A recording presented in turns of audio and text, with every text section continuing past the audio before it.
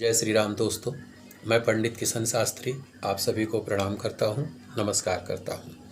दोस्तों, एक बार मैं फिर से आपकी सेवा में उपस्थित हूं। आज मैं आपसे स्वप्न फल के बारे में बात करूंगा। दोस्तों, जो भी ब्रह्मांड में हो रहा है, जो भी ईश्वरीय शक्तियां हैं, वो सभी हमारे स्वप्न के रूप में कहीं ना कहीं ज़रूर आती है।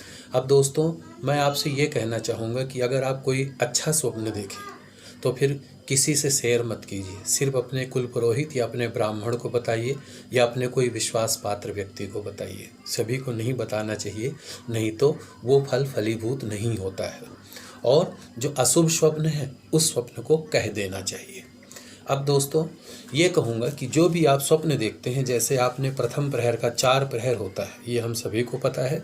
जैसे 4 प्रहर की पूजा होती है महाशिवरात्रि की, उसी तरीके से 4 प्रहर होता है।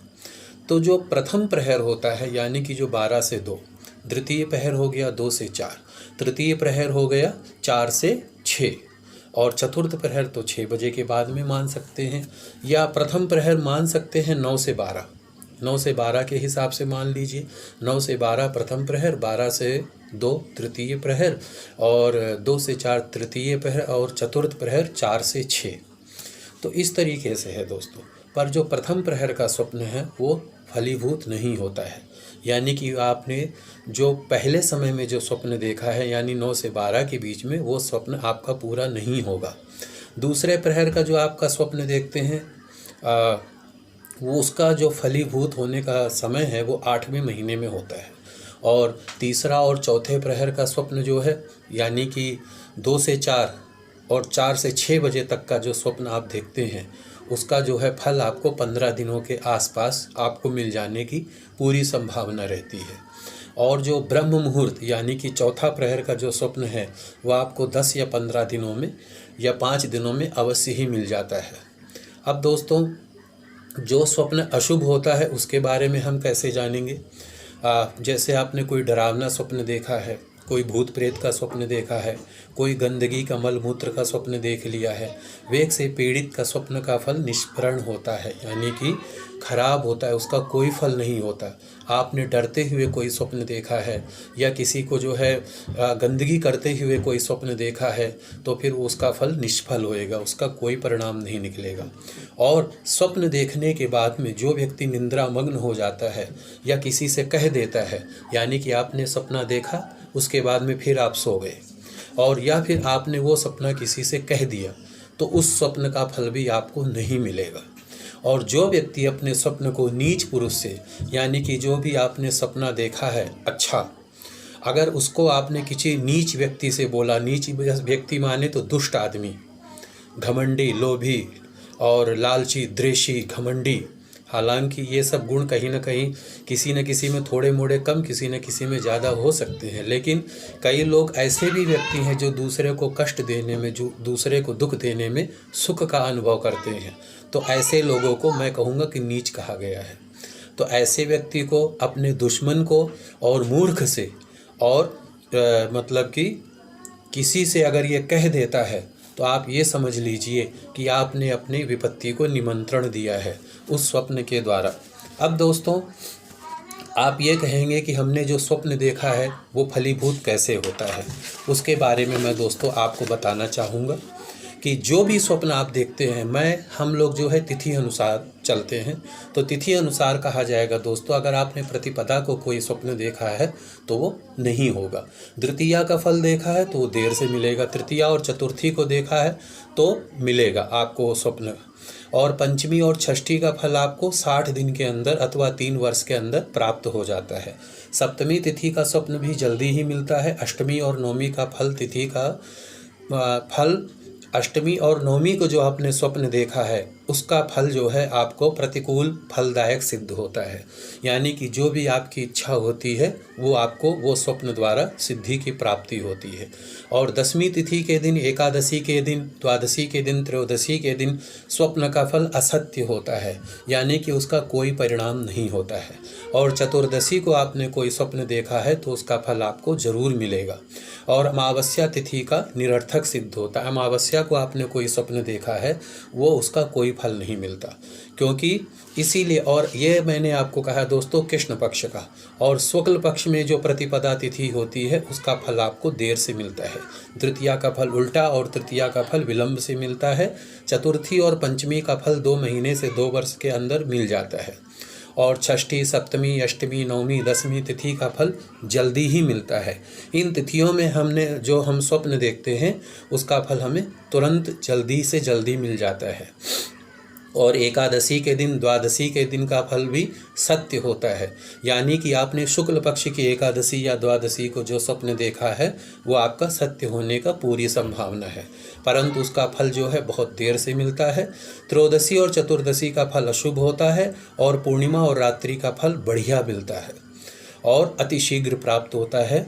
अब आपको क्या कहना चाहिए दोस्तों, अगर आपने कोई अच्छा स्वप्न देखा है, शुभ स्वप्न देखा है, तो आपको शुभ स्वप्न देखने के बाद में कुछ ना सोचते हुए बची हुई रात्रि में, यानी कि बीच में आपकी नींद उचट गई है, आप वो स्वप्न देख के उठ गए हैं, तो आपको क्या करना है कि उसके बाद में क्या है, जो रात्रि बची हुई है उस रात्रि में ध्यान द्वारा भगवान का भजन कीजिए और सुबह उठ करके स्नान करके शिवालय में जा करके शिव जी को जल चढ़ाइए और शुभ स्वप्न की चर्चा, यानी कि जो आपने अच्छा स्वप्न देखा है उसकी चर्चा सिर्फ गुरु या अपने घर के जो पुरोहित हैं या विश्वास पात्र हैं उसी से कहना चाहिए, उसके अलावा किसी से नहीं कहना चाहिए। अगर आपने किसी से वो स्वप्न कह दिया तो उसका फलादेश आपको नहीं मिलेगा, क्योंकि ये हम सबको पता है कि नज़र दोष सबके साथ होता है और नज़र दोष बहुत तगड़ा होता है।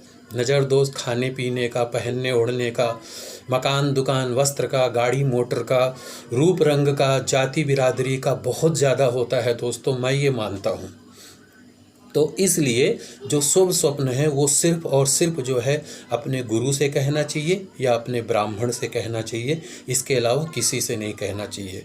और शुभ स्वप्न आना देवी देवताओं का कृपा प्रसाद है।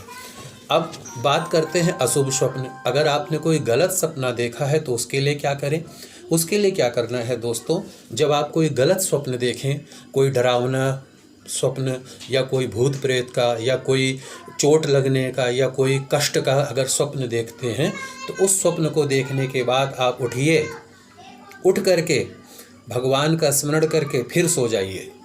उस टाइम पे भजन नहीं करना आपको, भगवान को याद करके हे कृष्ण, हे माधव, हे गोपाल ऐसा बोलते हुए सो जाइए। और सुबह जो है जब उठिए तो उस स्वप्न को ज़्यादा से ज़्यादा लोगों को सुनाइए, सबको सुनाइए, जितने भी मिलने जुलने वाले हैं कि आज मैंने इतना भयानक सपना देखा है। तो क्या होता है, जब आप उस स्वप्न को सुनाएंगे तो उसका परिणाम नहीं रहेगा, फिर ख़त्म हो जाएगा उसका दुष्परिणाम। और जब आप कोई गलत स्वप्न देखें, डर जाए उस स्वप्न को देख करके, या कोई ऐसा चोट लगने का या कोई ऐसा दृश्य देखें, तो उस टाइम पे आपको क्या करना है, सुबह सबको सुनाने के बाद में ब्राह्मण को बुलवाना चाहिए। ब्राह्मण को बुलवा करके पूजा पाठ कराइए और अरिष्ट विनाशक मंत्र यंत्र धारण करना चाहिए। और अगर कोई बच्चा आपके घर में रात में अगर स्वप्न देख कर चीखता है, चौकन्ना हो जाता है, डर जाता है, तो फिर जो है उसको क्या करना चाहिए, भगवान का नाम याद करवा करके, भगवान का नाम करवा करके और फिर से सुला देना चाहिए। हनुमान चालीसा या कोई चाकू या लोहे की वस्तु जो है उसके तकिए के नीचे रख देना चाहिए। और दोस्तों, जब भी हम कोई गलत स्वप्न देखते हैं, जैसे वायु का, आंधी तूफान का, अंधेरे का, शमशान का, राख का, कोयले का, हवा का, उड़ते हुए पंछी का, और ये सब जो है खराब स्वप्न होता है दोस्तों। और इस तरीके से जैसे आपने सफ़ेद वस्त्र पहना है स्वप्न में, सफ़ेद कोई आपने इमारत देखी है, बिल्डिंग देखी है, नदी देखी है, समुद्र देखा है, तैरना देखा है, नहाते हुए देखना, ये सब जो है स्वप्न सही नहीं होते हैं दोस्तों। तो इसीलिए दोस्तों आपको यही करना चाहिए कि जो है कोई बुरा स्वप्न देखें तो दूसरे को सुना दे, अशुभ स्वप्न नहीं, कोई बुरा स्वप्न देखें दूसरे को सुना दे, और शुभ सपना देखें तो सिर्फ अपने ब्राह्मण या अपने गुरु को बताएं। अब एक बात और दोस्तों मैं कहूँगा आपसे कि जैसे कि कई स्वप्न ऐसे भी होते हैं जो आपको उन्नति भी देते हैं। जैसे कि आपने धन प्रदायक वाला स्वप्न देखा, विद्या बुद्धि अपने आप को पढ़ते लिखते हुए देखा, किसी को दान दक्षिणा देते हुए किसी से धन लेते हुए देखा, और उसके बाद में व्यापार में सफलता पाने वाला स्वप्न देखा। तो इस तरीके के स्वप्न जो हैं दोस्तों अच्छे भी होते हैं। और जो मैंने आपको बता दिया है कि जो अशुभ स्वप्न होते हैं उसका भी मैंने आपको बता दिया है। तो इस तरीके से दोस्तों ये है। पर इस मंत्र का जैसे कोई स्वप्न हम बुरा देखते हैं तो उसका उपाय भी है। उपाय यही है कि इस मंत्र का जो है जाप होना चाहिए। अगर लोग नहीं करवा सकते हैं तो कोई बात नहीं, नहीं तो इस मंत्र का जो स्वप्न की कर्ण पिशाचिनी मंत्र की देवी होती हैं कर्ण पिशाचिनी, उनका मंत्र है ओम नमः कर्ण पिशाचिनी मंत्र कारिणी प्रवेशे अतीता नागत वर्तमानानि सत्यम कथय कथय में स्वाहा। इस मंत्र का जो है जाप करना चाहिए दोस्तों, या जाप करवाना चाहिए अपने हिसाब से जितना करवा सकते हैं। तो आप इस तरीके से ये कार्य करते हैं तो आपका जो है अशुभ स्वप्न शुभ स्वप्न में परिवर्तित हो जाता है और जो है आपको शुभ फल की प्राप्ति होती है। तो दोस्तों आपको अगर मेरी जानकारी अच्छी लगी हो तो आप अपने दोस्तों को, अपने मित्रों को, अपने रिश्तेदारों को ज़रूर शेयर कीजिएगा और मेरे चैनल को और सब्सक्राइब ज़रूर कीजिएगा, लाइक कीजिएगा, जिससे ज़्यादा से ज़्यादा लोगों को फ़ायदा मिले।